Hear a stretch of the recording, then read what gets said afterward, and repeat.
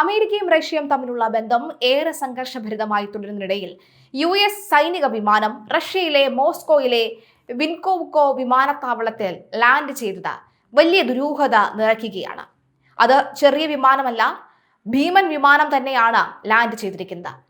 Ukraine യുദ്ധം അവസാനിപ്പിക്കുന്നതിനുള്ള ചർച്ചകൾ മന്ദഗതിയിലായിരിക്കെയാണ് US വ്യോമസേനയുടെ ഈ വിമാനം അപ്രതീക്ഷിതമായി മോസ്കോയിൽ എത്തുന്നത്.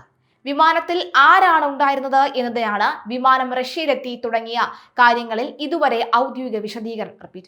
വിമാനത്തിൽ ആരാണ് ഉണ്ടായിരുന്നത് എന്നോ എന്തിനാണ് വിമാനം റഷ്യയിലെത്തിയത് എന്നോ ഇതിനെക്കുറിച്ച് യാതൊരുവിധ കാര്യങ്ങളും ആർക്കും ഇതുവരെയും ഔദ്യോഗികമായോ അല്ലാതെയോ വിശദീകരണം ഒന്നും തന്നെ ലഭിച്ചിട്ടില്ല.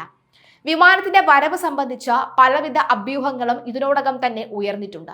യുക്രൈൻ യുദ്ധവുമായി ബന്ധപ്പെട്ട് അമേരിക്കയും റഷ്യയും തമ്മിലുള്ള നയതന്ത്ര ചർച്ചകൾ വീണ്ടും സജീവമാകുന്നതിന്റെ ഭാഗമാണോ ഈ യാത്ര എന്നാണ് പ്രധാനമായും ഉയരുന്ന ചോദ്യം. ഏത് വിമാനമാണ് മോസ്കോയിൽ എത്തിയത് എന്നറിയണ്ടേ? വിവിധ റിപ്പോർട്ടുകളും വിമാനങ്ങളുടെ സഞ്ചാരം നിരീക്ഷിക്കുന്ന ഫ്ലൈറ്റ് ട്രാക്കിംഗ് സംവിധാനമായ ഫ്ലൈറ്റ് റഡാറിന്റെ വിവരങ്ങളും അനുസരിച്ച് മോസ്കോയിലെത്തിയത് US വ്യോമസേനയുടെ ബോയിങ് C-17 ഗ്ലോബ്മാസ്റ്റർ 3 ആയിരിക്കാമെന്നാണ് സൂചന. വലിയ തോതിലുള്ള സൈനിക ഉപകരണങ്ങളും വാഹനങ്ങളും മറ്റ് ചരക്കുകളും ദീർഘദൂരത്തേക്ക് എത്തിക്കുന്നതിനാണ് പ്രധാനമായും C-17 പോലെയുള്ള വിമാനങ്ങൾ ഉപയോഗിക്കുന്നത്. സൈനിക ഉദ്യോഗസ്ഥരെയും മറ്റ് ജീവനക്കാരെയും കൊണ്ടുപോകാനും ഇത്തരം വിമാനങ്ങൾ ഉപയോഗിക്കാറുണ്ട്. RCH-4555 എന്ന വിളിപ്പേരും 077181 എന്ന രജിസ്ട്രേഷൻ നമ്പറുമുള്ള വിമാനമാണ് മോസ്കോയിൽ എത്തിയതെന്നാണ് ഈ ഫ്ലൈറ്റ് ട്രാക്കിംഗ് വിവരങ്ങൾ വ്യക്തമാക്കുന്നത്. റിഗയിൽ നിന്ന് മോസ്കോയിലേക്ക് വിമാനം ചൊവ്വാഴ്ച രാവിലെ ലാത്വിയയുടെ തലസ്ഥാനമായ റിഗയിൽ നിന്നാണ് പുറപ്പെട്ടത്. ഏകദേശം രാവിലെ 8:50 റിഗയിൽ നിന്ന് പറന്നുയർന്ന വിമാനം രാവിലെ 10 മണിക്ക് ശേഷമാണ് മോസ്കോയിലെ വിനുകോവോ വിമാനത്താവളത്തിൽ ഇറങ്ങിയത്. വിമാനത്തിന്റെ മുൻ യാത്രാ വിവരങ്ങൾ പരിശോധിക്കുമ്പോൾ ഓഗസ്റ്റ് 23 റിഗയിൽ എത്തിയതായി കാണാം. അതിനു മുൻപ് അമേരിക്കയിലെ ക്യാമ്പ് സ്പ്രിങ്സിൽ നിന്നാണ് വിമാനം പുറപ്പെട്ടത്. ക്യാമ്പ് സ്പ്രിങ്സിലുള്ള ആൻഡ്രൂസ് എയർഫോഴ്സ് ബേസ് അമേരിക്കയിലെ പ്രധാന സൈനിക വ്യോമ താവളങ്ങളിലൊന്നാണ്. US പ്രസിഡന്റിന്റെ ഔദ്യോഗിക വിമാനമായ എയർഫോഴ്സ് 1 ഉൾപ്പെടെ ഉന്നത സർക്കാർ ഉദ്യോഗസ്ഥരുടെ യാത്രകളുമായി ബന്ധപ്പെട്ട പ്രവർത്തനങ്ങൾക്ക് ഈ വ്യോമതാവളം പ്രധാനമാണ്. എന്നാൽ ആൻഡ്രൂസ് ബേസിൽ നിന്നാണ് വിമാനം എത്തിയത് കൊണ്ട് മാത്രം ഏതെങ്കിലും ഉന്നത ഉദ്യോഗസ്ഥർ US ഉദ്യോഗസ്ഥർ വിമാനത്തിൽ ഉണ്ടായിരുന്നുവെന്ന് ഉറപ്പിച്ചു പറയാൻ കഴിയില്ല. വിമാനത്തിൽ ആരൊക്കെ ഉണ്ടായിരുന്നുവെന്നോ എന്താണ് കൊണ്ടുവന്നതെന്നോ സംബന്ധിച്ച് US സർക്കാർ ഇതുവരെ വിശദീകരണം നൽകിയിട്ടില്ല. റഷ്യൻ ഭാഗത്തു നിന്നും വ്യക്തമായ പ്രതികരണം ഉണ്ടായിട്ടില്ല. വിമാനത്തെക്കുറിച്ച് തങ്ങൾക്ക് വിവരമൊന്നുമില്ലെന്നാണ് ക്രെംലിൻ റോയിറ്റേഴ്സിനോട് പ്രതികരിച്ചത്. അതുകൊണ്ട് തന്നെ വിമാനം മോസ്കോയിലെത്തിയത് ഒരു സാധാരണ സൈനിക ലോജിസ്റ്റിക് ആവശ്യത്തിനായിരുന്നോ, നയതന്ത്ര ദൗത്യത്തിന്റെ ഭാഗമായിരുന്നോ, ഉന്നത ഉദ്യോഗസ്ഥരുടെ സന്ദർശനത്തിന് മുന്നോടിയായിരുന്നോ എന്ന കാര്യത്തിലും വ്യക്തതയില്ല. അമേരിക്കൻ സൈനിക ചരക്ക് വിമാനങ്ങൾ പലപ്പോഴും ഉന്നത ഉദ്യോഗസ്ഥരുടെ വിദേശ സന്ദർശനങ്ങൾക്ക് ആവശ്യമായ ഒരുക്കങ്ങൾ നടത്തുന്നതിനായി ഉപയോഗിക്കാറുണ്ട്. ഉദ്യോഗസ്ഥർ എത്തുന്നതിന് മുൻപ് വാഹനങ്ങൾ, ആശയവിനിമയ സംവിധാനങ്ങൾ, സുരക്ഷാ ഉപകരണങ്ങൾ, മറ്റാവശ്യമായ സാധനങ്ങൾ എന്നിവ എത്തിക്കാൻ ഇത്തരം വിമാനങ്ങൾ ഉപയോഗിക്കാറുണ്ട്. അതിനാൽ വിമാനത്തിന്റെ മോസ്കോ യാത്രയ്ക്ക് പിന്നിൽ ഒരു ഉന്നതതല സന്ദർശകനും ഉണ്ടാകുമെന്ന സംശയവും ഉയരുന്നുണ്ട്. എന്നാൽ ഇതിന് ഔദ്യോഗിക സ്ഥിരീകരണം ഒന്നും തന്നെയില്ല. പീറ്റ് ഹെഗ്സെത്തിന്റെ മോസ്കോ സന്ദർശന അഭ്യൂഹം. കഴിഞ്ഞ ഏതാനും ആഴ്ചകളായി US പ്രതിരോധ സെക്രട്ടറി പീറ്റ് ഹെഗ്സെത്ത് മോസ്കോ സന്ദർശിച്ചേക്കുമെന്ന അഭ്യൂഹങ്ങൾ പ്രചരിച്ചിരുന്നു. യുക്രൈൻ യുദ്ധം അവസാനിപ്പിക്കുന്നതിനുള്ള അമേരിക്ക റഷ്യ ചർച്ചകൾ കാര്യമായ പുരോഗതി ഇല്ലാതെ നിൽക്കുന്ന സാഹചര്യത്തിൽ നയതന്ത്ര ശ്രമങ്ങൾക്ക് വീണ്ടും വേഗം കുറയുന്നതിനായി ഹെഗ്സെത്ത് റഷ്യയിലെത്തിയേക്കുമെന്നായിരുന്നു റിപ്പോർട്ടുകൾ. എന്നാൽ ഇത്തരമൊരു സന്ദർശനം സംബന്ധിച്ച ഔദ്യോഗിക പ്രഖ്യാപനം ഒന്നും തന്നെ ഉണ്ടായിട്ടുമില്ല. അതുപോലെ തന്നെ കുഷ്നറും വിറ്റ്കോഫും വീണ്ടും റഷ്യയിൽ എത്തുമോ എന്ന ചോദ്യവും ഉയരുന്നുണ്ട്.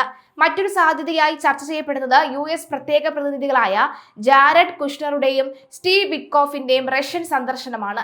യുക്രൈൻ യുദ്ധവുമായി ബന്ധപ്പെട്ട് അമേരിക്കയും റഷ്യയും തമ്മിലുള്ള ചർച്ചകളിൽ ഇവർ നേരത്തെ തന്നെ പങ്കെടുത്തിട്ടുണ്ട്. ഇരുവരും വീണ്ടും മോസ്കോയിലെത്തി റഷ്യൻ നേതൃത്വവുമായി ചർച്ചകൾ നടത്താനുള്ള സാധ്യതയുണ്ടെന്ന തരത്തിലുള്ള റിപ്പോർട്ടുകളും പുറത്തു വന്നിട്ടുണ്ട്. മോസ്കോയിലെത്തിയ C-17 വിമാനം ഈ സന്ദർശനവുമായി ബന്ധപ്പെട്ടതാണോ എന്നതിലും ഔദ്യോഗിക സ്ഥിരീകരണം ഇല്ല. ജനുവരിയിലും US വിമാനം റഷ്യയിലെത്തിയിരുന്നു. റഷ്യയിലേക്ക് നേരിട്ടെത്തിയ അവസാന US വിമാനം ഈ വർഷം ജനുവരിയിലായിരുന്നു.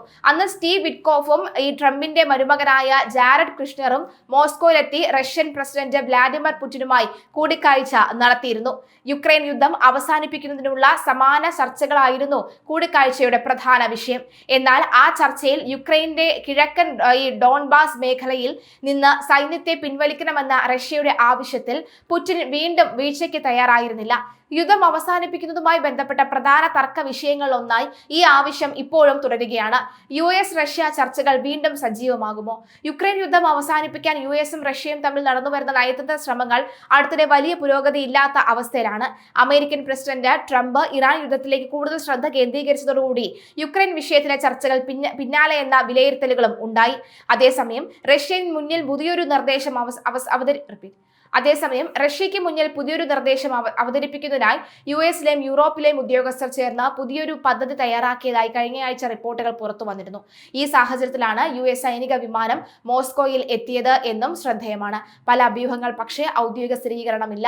അമേരിക്കയും റഷ്യയും തമ്മിലുള്ള ബന്ധം വളരെ മോശമായിരിക്കുന്ന സമയത്ത് ഒരു US സൈനിക വിമാനം നേരിട്ട് മോസ്കോയിൽ എത്തിയത് തന്നെയാണ് സംഭവത്തെ ശ്രദ്ധേയമാക്കുന്നത്. US സൈനിക വിമാനങ്ങൾ റഷ്യയിലേക്ക് സാധാരണയായി എത്തുന്നത് അപൂർവമാണ്.